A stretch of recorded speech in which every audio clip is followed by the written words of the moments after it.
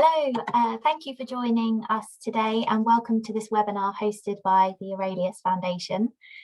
Today we are joined by environmental economist Tom Hill with Aurelius Foundation founder Justin Stead to discuss the climate breakdown and the nature crisis and thinking about what Stoics should be doing about it. As always, please send any questions or comments through the Q&A or chat and we'll try to get to as many as possible. So let's get started. To kick things off, I will hand over to Justin. Good afternoon, everyone. Thank you, Holly, and welcome, Tom. I'll talk more about Tom in a moment. Delighted to talk about this topic, and suffice to say, it's a topic that we will continue to present, discuss, dissect, and be a part of because of its crucial nature as we go forward here. And as we look at the Foundation's vision, objectives of engagement, as always, this particular topic tends to come in all three areas. It is very important for Stoics within the four virtues to be living a life that contributes to the greater good, and that includes our engagement with nature and looking after all our natural resources in a better way. It certainly is important for businesses to be highly activated in this segment. And I think COVID and the effect of COVID has, really pushed that thinking even more to the forefront, because we've seen dramatic effect positively by less human travel and interaction across the world, and some of the incredible positive impact from that. And then third, in terms of engagement with the youth audience, it's generations that are coming through that have to re-engineer the environment and rework the environment, and because it's going to be their world, and the damage that has been done has to be, as I say, re-engineered and reversed to see things get to a more safe and environmentally equilibrium as far as the overall natural universe is concerned. So moving forward then, this particular conversation responding to environmental breakdown and crisis, it's still a very, very important topic and will remain so. So the conversation we're going to have this afternoon, I'm very pleased to introduce Tom as well, is what should a Stoic be continually doing? And I think COVID has presented an opportunity for different types of behaviors. Now, what was interesting about the effect of COVID-19 was that we were forced to act differently because of government restrictions, and therefore that had a knock-on effect. So before I hand it over to Tom, I'd like to introduce Tom again. Tom is an advisor to the Foundation. Tom Hill is an environmental economist and has been practicing Stoic for quite some time now. He presented and was part of our opening event last year in March, just before COVID restrictions, and Tom will be back on the stage with us in September, but I'll talk more about that in a moment. Tom is interested how this philosophy can be used to help us respond to these contemporary problems, these historical problems that we've created over generations, and in addressing climate crisis and environmental breakdown through the philosophy is one of Tom's major focuses. So without further ado, I'd like to turn it over to Tom, and we're going to go through the next half an hour or so and have a free-flowing conversation. But up front, Tom's going to present again some updated data that keeps evolving, that Tom keeps a track of, which really does give us the strong indicators of how the environment is responding from different quarters to our activity.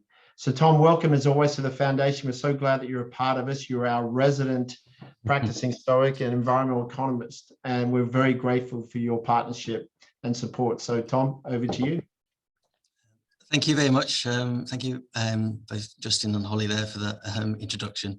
I think, just to add, I think I see Stoicism as being something that you practice, but it's, for me at least, it's a long way from mastery, and it's a constant learning experience, and trying to reconcile Stoic principles with how one lives a life, and also addresses particular global challenges like environmental breakdown and climate crisis is quite a tricky thing, which I guess we'll touch on here. So I think just to have a bit of an agenda or set out the way I was thinking of going through this today is just little bit of a sort of whistle-stop tour of why I think Stoics should worry about environmental breakdown and the climate crisis. My assumption is here that if you're on this sort of webinar, that actually that an appreciation of the importance of climate change goes without saying, but it's still useful to have a recap. And then actually then to try and explore a sort of a particular challenge that people face in this area in terms of the intersection between climate change, Stoicism, and say Stoics in business.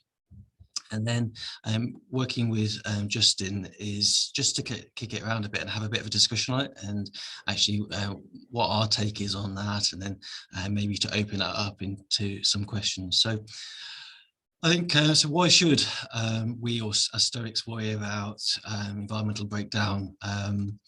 So some of you may have seen this sort of thing. So this is from the World Resources Institute, and it's basically the World Resources Institute's take on the IPCC's special report on 1.5 degrees, which is a couple of years old now. But basically what that, after the Paris Agreement, the IPCC was tasked with doing some research into how much better or how much more important, or how better the outcomes would be if we managed to restrain temperature rises to 1.5 degrees C instead of 2 degrees C.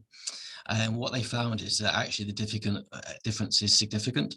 So although it's only only a 0.5 degree difference, the impacts on a range of different ecosystems and outcomes was quite profound. So, and they're shown here. So a very whistle-stop tour, but currently there's about 90 million cubic meters of permafrost, whereas at 1.5 degrees, you're looking at a loss of about 5 million, whereas that rises to 6.6 million, so 38% worse. And then you get that sort of trend across other indicators such as crop yields, and goes from 3 to 7, coral reef loss, and we're already looking at about a 70 to 90% loss of coral reefs at 1.5, where you experience almost total loss by 2 degrees. Same, so I was just saying no more Nemo there, and significant additional hunger there. Same in terms of sea ice loss. So at 1.5, we're looking at once every 100 years having ice-free summers, whereas by 2 degrees, it's once every 10 years. And then in terms of like species loss, significantly increased chance of species loss by 2 degrees compared to 1.5.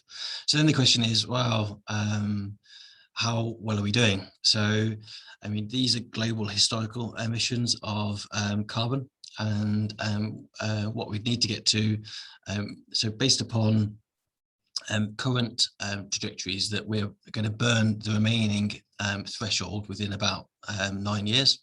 So at the current burn rate, we've got 9 years of emissions left to stay within 1.5, whereas to stay within 2 degrees, we've got 27 years. So it's not a long amount of time in either, but it's actually very tight, and it's why a lot of climate scientists are jumping up and down and calling for more urgency, because I see we're at a sort of last chance saloon with this.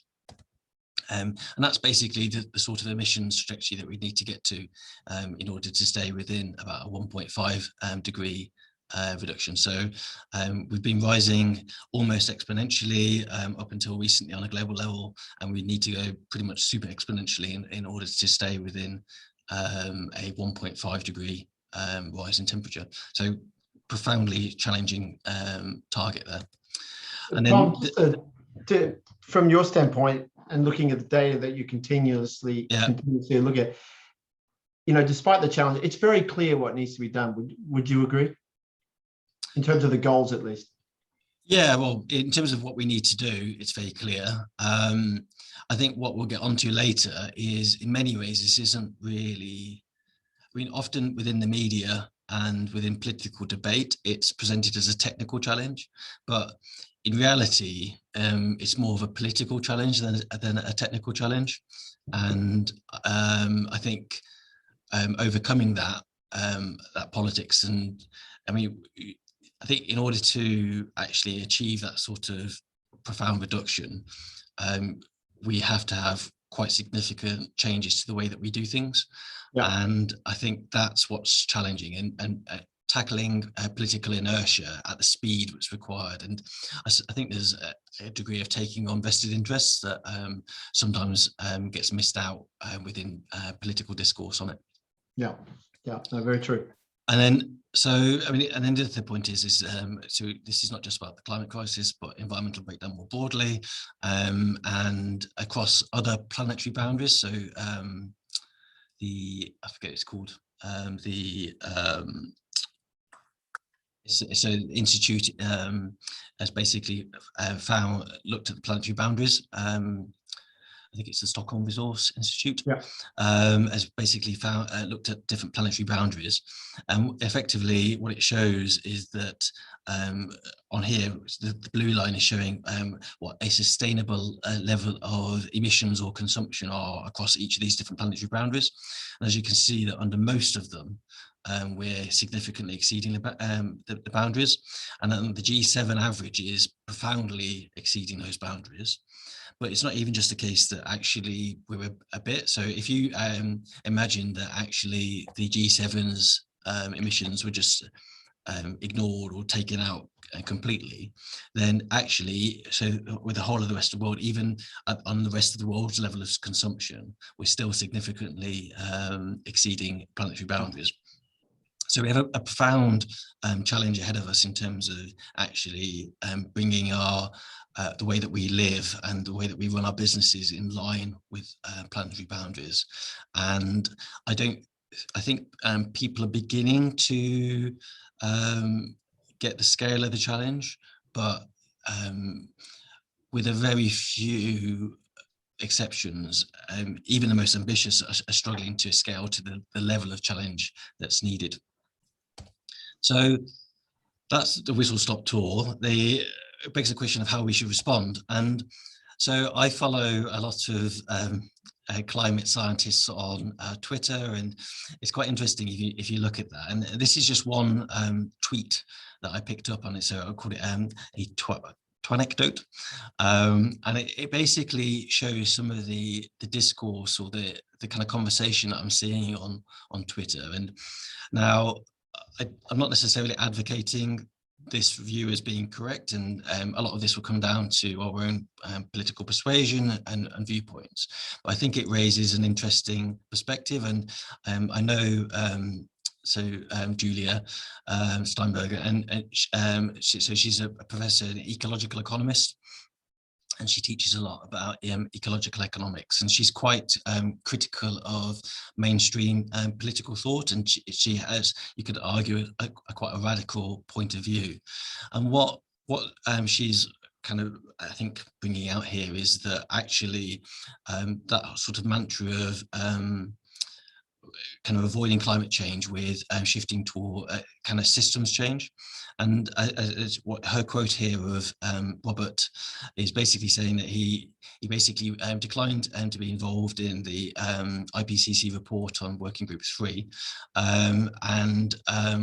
because they weren't actually really interested, or weren't, in his view, tackling the underlying causes of the barriers to mitigation, but rather they were basically talking around them because they weren't willing to address the systemic issues that are driving climate change and the climate environmental breakdown.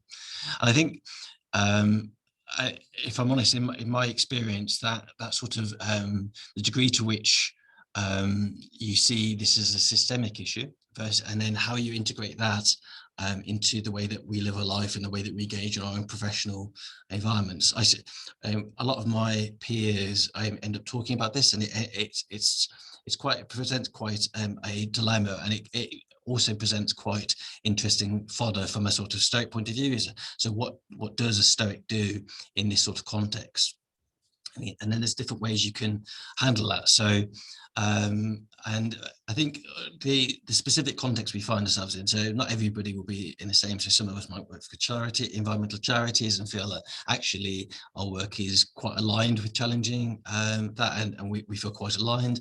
Whereas others of us might work in organisations that we feel like actually maybe further away from embracing the sort of change that we think is needed in order to deliver a more sustainable kind of society and way of living. And one of the challenges we have is that unless we're independently wealthy, most of us feel like we need to have a salary, and that's it's a reasonable aspiration to want that, and we feel like that gives us stability. But then by having that salary, there's a certain sense that there's a kind of corporate line that we need to follow, and we need to toe that line, and if we don't toe that line, that compromises us in some way. But then by towing that line, that means that maybe sometimes we can't necessarily challenge and advocate for the changes that we think need to happen, because that maybe puts us at odds. But at the same time, you could say, actually, I'm going to just give it up. I'm just going to go in and basically give up my job and become a climate activist, and then actually have that sort of freedom of expression and say what needs to change. But then and there's some people that do that, but then for many of us that maybe feels like actually that would lead us into a precarious situation financially. So some of us might recognize this sort of challenge, or may come to recognize this sort of challenge as we go on throughout our careers.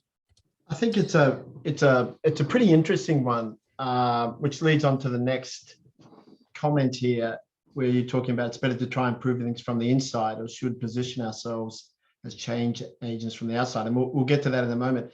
But talking about, the activists, and whether you're inside a company, for example, where you referenced it previously, Tom, where you're working for a company and some of the environmental practices that a Stoic would believe in, let's just say they aren't being followed.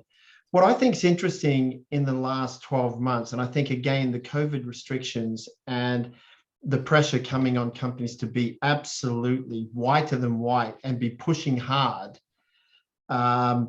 for very, well-grounded, well thought through, and really actioning positive ESG strategy. I think that's increasing.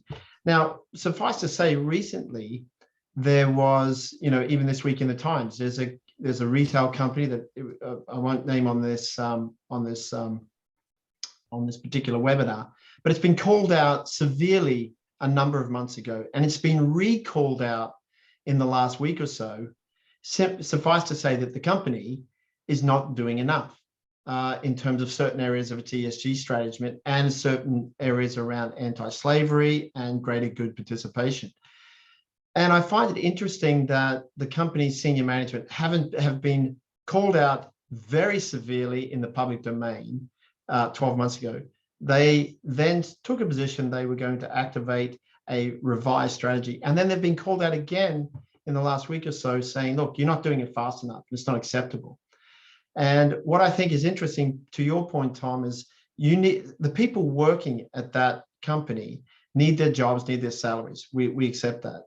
But I think there is an audience now coming, or put it this way, there's an audience, an environment for the audience of employees to shake the tree of senior management and say, look, we really want you to do more, and we want to be a part of it. I think this is where we're going to lead the conversation now, from the inside to the outside, and take some Stoic perspectives. But a huge amount of companies are moving forward. They are trying to think about it, whether they are Stoic or not. And the activation point can come from a senior level, but can also come from within, as an employee, recognizing to have constructive conversation with management, challenging that management team to look, we need to be doing more for the environment. I think that pivot point is there, where the ability to have those conversations is available. I know certainly in the businesses I'm involved in, we welcome everyone's contribution and ideas around making our carbon footprint, for example, better. But look, let's keep going here. from the Stoic perspective. But I think it's a really important point, no matter where you sit, that you're thinking about it and trying to contribute. Yeah, and just, I mean, I completely agree with what you're saying there, Justin. I think the other thing that I've noticed, what I'm hearing is that as young people are coming into the work environment now, they're applying a penalty on or a bonus on employers. So they're attracted to jobs that that they see as supporting sustainability. And I have heard, I've not necessarily seen the evidence, but I've heard that some employers that are in industries that are traditionally considered to be very bad or in opposition or causing climate change, that they're beginning to struggle to recruit high quality staff despite paying very well, because there's a sort of social kind of penalty associated with that.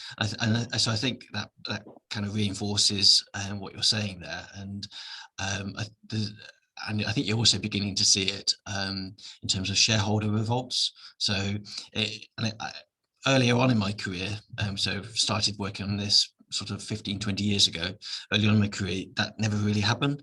But there's definitely been some shareholder results. So well, I think in the States, which was basically they fired the management team because they weren't taking climate change seriously enough.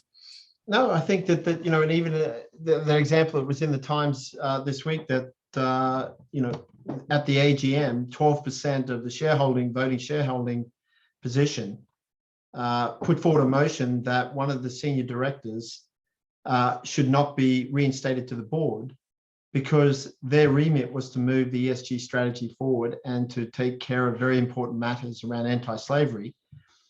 Because it hadn't moved as far as it should have, shareholders were starting to get very upset about it and voted that the individual involved, who was empowered to make that remit and make that change happen, a motion, I think it was defeated, but the motion was there. So shareholders and positions around business, I was very glad to see that. That took some courage. But let's move forward here, Tom. Let's talk about the Stoics and give us some examples on that. Yeah, so I very much welcome your input here as well, Justin. But so I just thought of just giving some examples of, I suppose, traditional Stoics and also modern day people who are kind of following a sort of similar sort of pathway. But so this links to sort of, you can create a binary, if you like, which you could argue maybe a sort of false dichotomy, but it provides an interesting exercise. So working inside, so are you trying to change, say, businesses or society from working with, say, power structures, or are you going to go outside and say, actually, my job is to oppose and to actually operate from the outside and basically try and change from the outside? And I think there's essentially precedents from this on within kind of Stoic history from both sides. So on the one hand, one of the best known Stoics was Seneca, and he basically was an advisor to the Emperor Nero, and for a long time, as it goes, was basically trying to stay his hand and basically influence him to be more moderate and to kind of rein back on some of his more severe impulses. And history has been, in some ways, a little bit ambivalent about Seneca, in the sense that sometimes they say, well, he was a bit of a sellout, but other people say, well, actually, that's because most of the biographies that exist from him were written by his political enemies, so that's unfair, and actually had a very significant influence on actually stopping Nero being as tyrannical as he could have been, and ultimately he ended up essentially tangling with Nero, and he ended up being essentially forced to commit suicide because he became an enemy of Nero in the end. So he almost sort of flipped as time went on, but for a lot of his time he was trying to be a moderating influence on Nero. And Tom, as you rightly summarize it, he was on the inside. So he was part of the power political ruling class. he was called in, as you say. So that's that perspective of Stoic on the inside, trying to think. But Tom, just reference Cato a little bit, and then let's tie them together in a conversation. So Yeah. if we're saying that Nero was on the inside, trying to do Stoic good works, working around a very volatile figure like Nero, but then let's go to Cato. Well, Cato is often within Stoic texts is often kind of venerated as being a bit of a hero. So in some ways, it's probably harder during the time to actually do it, but actually history favors them quite well. So basically, Cato was a massive opponent to Julius Caesar, and basically became a profound enemy of his, and basically tried, as Caesar was basically converting the Republic into an empire and essentially trying to take over and essentially turn it into a dictatorship. Cato was one of the principal kind of leads of the resistance and trying to maintain the integrity of the Republic against Caesar's dictatorship. And basically he fought Caesar every step of the way, and tried to limit his power and limit his rise and so on. And again, ultimately basically came worse for wear of that, and after a few battles was essentially forced to retreat into a sort of more distant province, and then during a sort of the final battle, the intention from Caesar's part was to capture him and to essentially spare him, but in a way that was designed to effectively control and say and use him as a sort of political pawn. And Cato essentially refused that, and again he decided that rather than actually be used in that way and be forced to submit, that he would again commit suicide and basically kind of essentially opt out of that forced solution. Now, which I think is as you say, he never took a position from the inside, so he never said he would come into the fold of Julius Caesar. He was a Republican, and he lived that line as a pure Stoic his entire life, to the point where he would not submit, and therefore had no alternative. And in his mind, the honorable way to live to his own values, a little bit like Socrates, was not to take any easy way out. He stayed the course. Nero gets the argument that he's on the inside working with a crazy guy, and he's part of that mix. So, and I think your next slide, which we'll show in a second, is very interesting to compare someone on the inside with someone with a little bit more of a purist radical approach. And there's an interesting comment coming from someone in the audience today, from Andrew, and he's talking about, in the conversation I'm just reading here as we're going along, he's talking about that tension. And I'm going to read Andrew's comment here. There's a tension when you're on the inside, that he's talking about here, which is, as an employee, which is staying in the job, but aiming to influence from the inside, which is exactly what we're talking about, Tom. And from experience, Andrew is saying this can be painful, including within the public and intergovernment sectors. So we've got, someone who's joined this webinar today describing that tension of wanting to do the good, right thing, be a part of the solution towards ESG development, but finding that there is tension because for various reasons. And his next comment here, it says, the challenge I face in internal influence in my employer is avoiding triggered responses and instead stay cool and take the long view on where to focus energy and risk. I'm finding the Stoic approach really helpful in this context. So I think that's a really, Andrew, we appreciate your comments greatly. And I think it's exactly what you're saying, Tom, about inside, outside. What view do you take? Holding on to your values, your Stoic mindset, and working, whether it's inside, outside. My view on it is, it doesn't necessarily have to be Seneca or Cato as a holding position. In some ways, you have to be one or the other at different points. And I think that's where, if we go to the next slide and we talk about some modern examples of people who are trying to affect environmental change, with two individuals, which I think is terrific the way you've lined it up. So I would take the position of sometimes there's an opportunity to be more radical and make your stand, and you're not moving off it, and you're trying to affect things, whether it's in the environment or otherwise. And then the other piece is around sometimes you don't have the choice. You need to work with others, even if they're not of your view of moving the agenda of climate change more quickly forward. But what else would you add to that, Tom? I mean, I think the other thing is, I think in many ways what I'm presenting here is a false binary or false dichotomy, in the sense that it's not just a case of inside or outside. Actually, most of us have multiple roles. So we have roles in terms of our family, we have roles in terms of our work, we have roles in terms of our citizenship, and then in these different roles we have different levels of influence, and some of us have more influence and less influence, and that influence changes over time, and so it's not necessarily clear cut, and that's where I think what you're saying, Justin, actually. So, and I think the other thing is we all have different dispositions. So some of us are maybe a quieter and maybe more conflict avoiders, and when others of us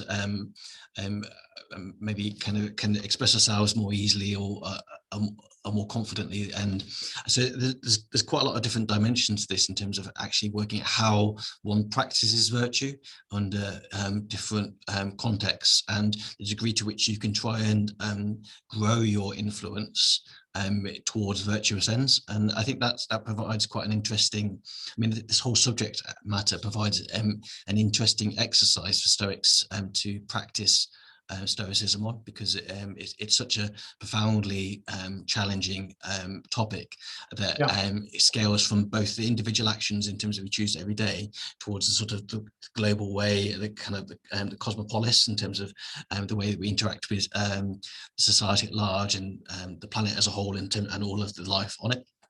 So I think so on the next slide, I'm not I just would say that I'm not necessarily saying these individuals are Stoics, and I'm also not passing any judgment on the way that they do things. I'm just giving a sort of my impression of the way that they work.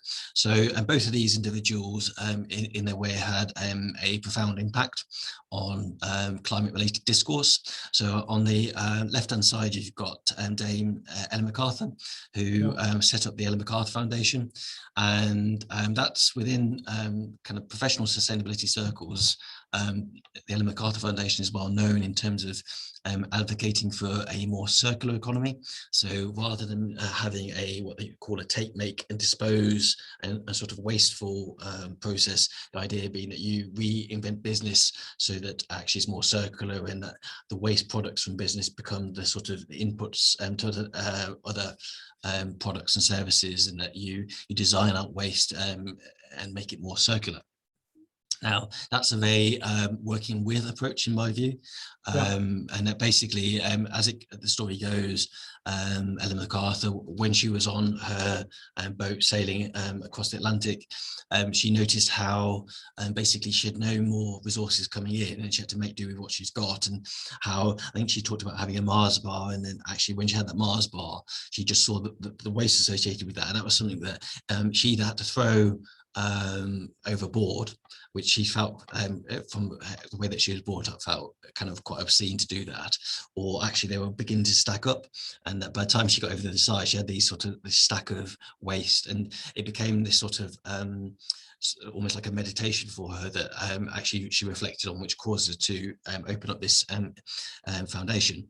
Then on the other side, Greta Thunberg, I imagine pretty much everyone in this call will be aware of Greta, and she's been profoundly effective at raising the profile of climate change, and has been quite challenging to some people, and certainly her school strikes for climate have gained a lot of traction. And for me, that's a very different way. It's a very it's quite provocative, and I see it personally. I see it as very good, but it's quite a different approach. It's quite it's challenging of authority and questioning of authority, whereas what Ellen MacArthur Foundation is trying to sort of encourage and work with it. And you can see that in other areas as well. So I think So just these are just a couple of ones. So within the sort of LGBT community, you've got organisations like Stonewall that have historically worked with organisations and tried to change things from the inside. So they run a diversity champions program, and the idea there is to try and encourage business to make changes from the inside. And I think if you look at that, you can find a lot of successful examples of how that's created change for their sort of diversity champions program. Whereas the Outrage is Peter Tatchell's type outfit, and that again is more of a sort of a challenge. It's kind of criticism. It's talking about the sort of the injustices, and it's trying to raise people's awareness and bring people's attention to that in order to agitate the change. And in my view, you can see these as being two parts of a whole, in the sense that the likes of Greta Thunberg and Outrage create the political space for the organisations like Stonewall to move into and to create change. So that it's almost like Outrage is dragging people along, where and Stonewall is showing them how to progress. I think you could same things with environmental organisations. So the likes of Extinction Rebellion is highly challenging to power, whereas Friends of the Earth will often maybe do some sort of consultancy products or actually work with governments. And there's a lot of other environmental organisations that are essentially working with businesses to try and create change from the inside. Another one might be the Soil Association, for example. And you have this sort of this different kind of different roles, and often I think if you look at the people involved in these, they'll move between these organisations. So sometimes you might be in a more of a challenging organisation, and then sometimes you might go on the inside, and people kind of go backwards and forwards and put different hats on. And I think under my impression is that under any sort of area of social change or social justice, you see these sorts of different roles taking place. So I think what this brings us to is a question in terms of, from a Stoic point of view, how should we balance our I suppose, our private interests with our social obligations, and what does that mean in terms of whether we're better suited to working on the inside or working on the outside? And then also, I guess from the Realist Foundation, where does the Realist Foundation sit on this? And that's probably to Justin to get some thoughts and essentially what should we do here? And I think the thing I'd say is that I'm not necessarily convinced that there's a right answer to this, in that actually all of us have different, so I'm aware of my own privilege here, but all of us have different levels of power and influence and capacity to act. So if you're on the breadline and you don't have much money and you feel like your life is quite insecure, and you've maybe got kids to support and things like that, your ability to act and to change your circumstance will be much more limited than if you've got a lot of money behind you and you've got other options and you have a power there. So I think our situations change, but what's common really is I think in any of these situations, Stoic concepts such as the four virtues can come into play. But Justin, I mean, have you got any thoughts on these questions? Yeah, I think first, I always stand back and take my own behavior, and we'll come back to the four virtues in a moment. But you know, at the end of the day, whether it's such a holistic, enormous problem, and it is a problem, it's a significant challenge that the world needs to correct its capitalist behavior of extreme capitalism that keeps reinforcing a very negative cycle around environmental global resource management, which is causing huge problems, which our children and children's children are going to have to live through those problems. So it's a huge problem of enormous, colossal thinking. But at the end of the day, where do I start? And as a Stoic, I must take care of my thought process and my activation of my own actions and those with closest around me to set best examples. So, you know, from the COVID lockdown and restrictive period, our family, in my own individual Stoic outlook, have changed quite a bit of behavior. I walk more, I consume less. Our diet and our approach is very different now, and our children's approach to their lives, to the fact that we're wiring them to think about these things. So, you know, my twins will say to me, Daddy, I don't want to take a long shower today because I want to save the water for the dolphins. My eldest walking down the street will see rubbish and say, I want to help pick up the rubbish because I don't want to go that into the environment, which will ultimately hurt birds and animals that she cares about. So my own behavior has changed. My family's behavior is changing. And within my businesses and interests, we are really driving serious ESG strategy. And so I think anyone, where you sit, Tom, I think you're right, where your perspectives are and your influences are, it has to start with your own Stoic outlook and really take a catalog and do a due diligence on yourself and your behaviors. That's where it must start first. And where can you influence, even on the smaller scales, that will eventually move out. As far as the foundation is concerned, that very quickly, because we've got a few minutes left, is really just, we would like to play in the all-important global outlook in terms of trying to play a small role in terms for greater good, is in probably both sides of your fence, you know, Tom. One where we're more passive and we're inside working with businesses and coaching them and advising them, and some of the leadership engagement that we've got through the foundation to business, we're really pushing the ESG strategy and taking it, not just ticking the box for it, but taking it, you know, super serious and what's really happening, because there's value creation in that as well, because businesses won't be accepted by the public or their shareholders or investors if their environmental strategy, and I think Stoic perspective can play very positive there. As far as being more radical, I have no doubt that the foundation from time to time will take a certain position as we see appropriate to back any number of the things that you've even outlined this afternoon, Tom, to say that, look, we're really standing up here and taking a position of fortitude and courage, that we believe this particular issue, whether it's political or otherwise, needs to see voices come forward to create change and to stand on the side of the right policy.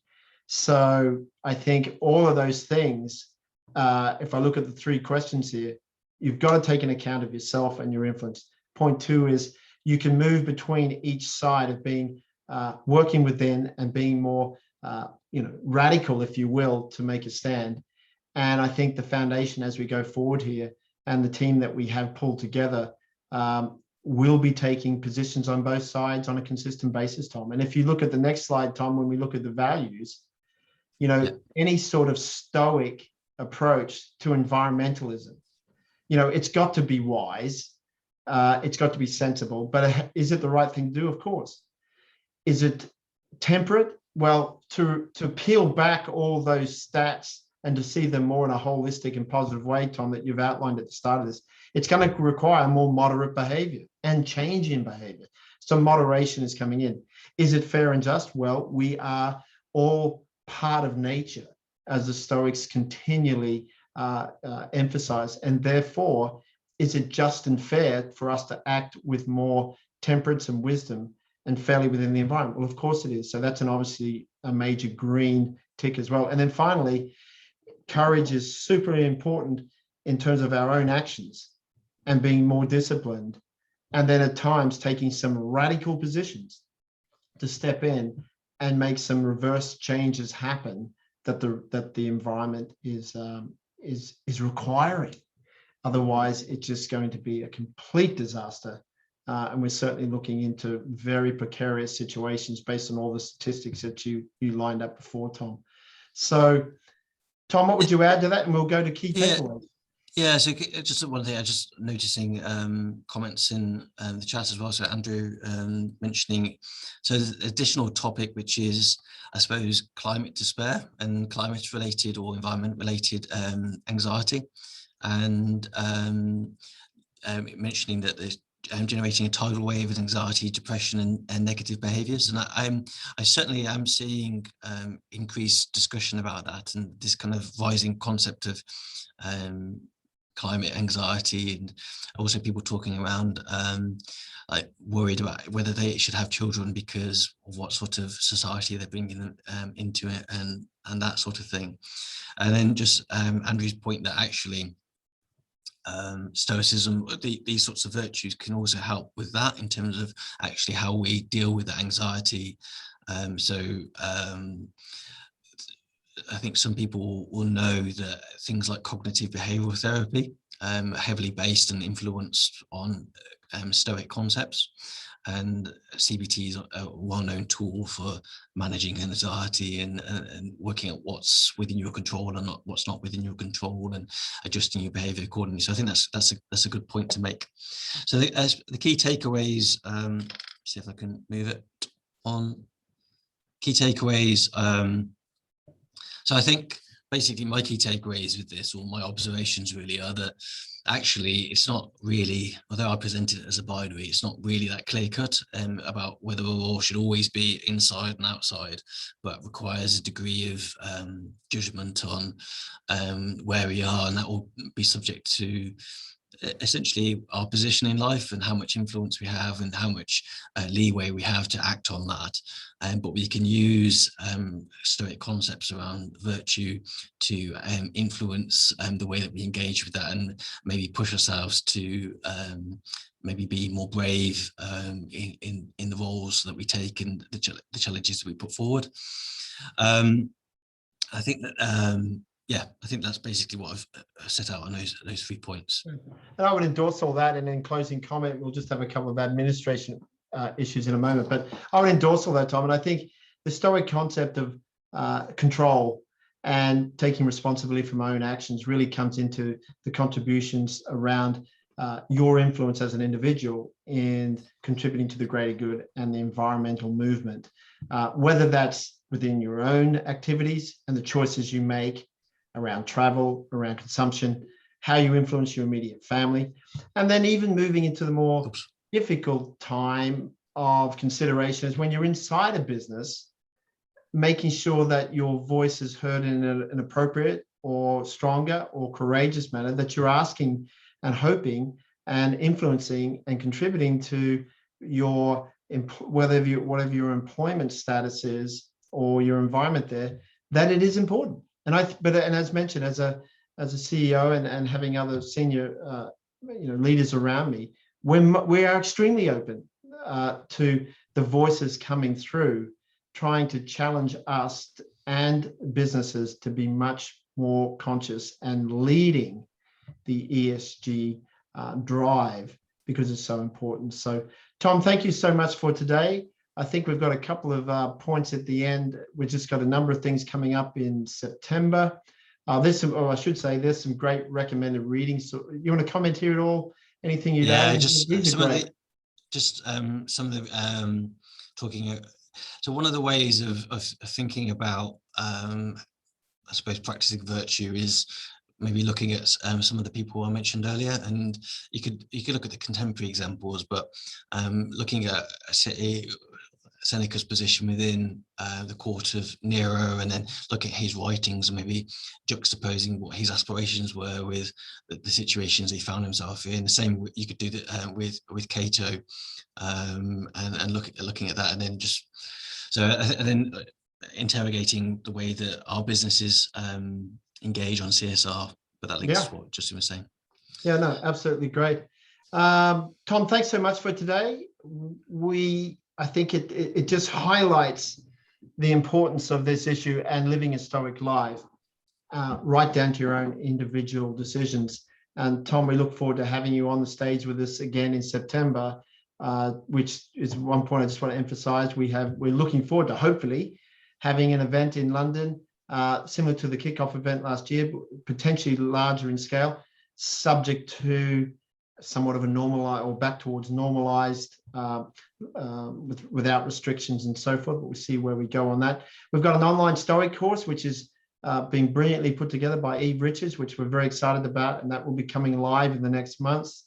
And then we do have a Stoic survival course coming in 2022. So we want to keep that aware on people's radar. That's coming, which will be out in nature itself, and talking and living a Stoic experience and engagement.